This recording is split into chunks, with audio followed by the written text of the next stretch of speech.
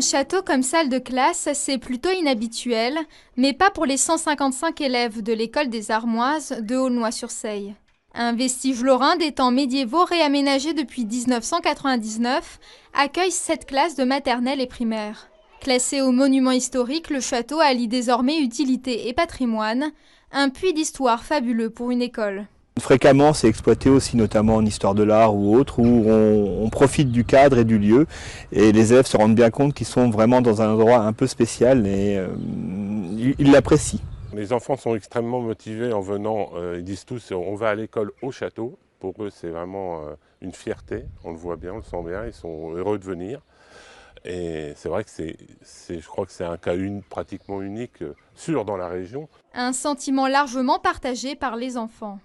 Je trouve bien que nous, on est dans un château comme c'est grand. C'est joli, j'aime bien quand on est dans notre classe, on a une belle vue. Faire vivre le château, c'est aussi faire vivre les 9 communes rurales qui constituent la collectivité territoriale. Plus qu'une école, c'est un lieu de vie pour les 500 habitants. Le foyer rural des Armoises organise régulièrement des manifestations internes au château, comme des repas médiévaux. Un moyen de rassembler autour du patrimoine commun. Ça permet de rassembler tous les habitants en un même lieu, qui est quand même un lieu unique en Lorraine, représentant l'école, le milieu associatif, et tout se passe en fait dans ce même lieu. Ouais, c'est très important. Mais comme tout bâtiment historique, la restauration du monument coûte cher et dépend de sévères réglementations.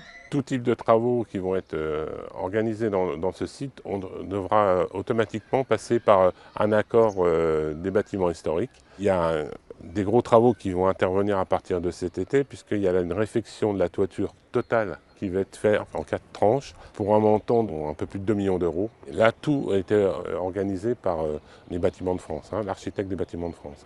Les travaux sont en partie financés par l'État, la région et le Conseil général de la Moselle, et bientôt par les particuliers.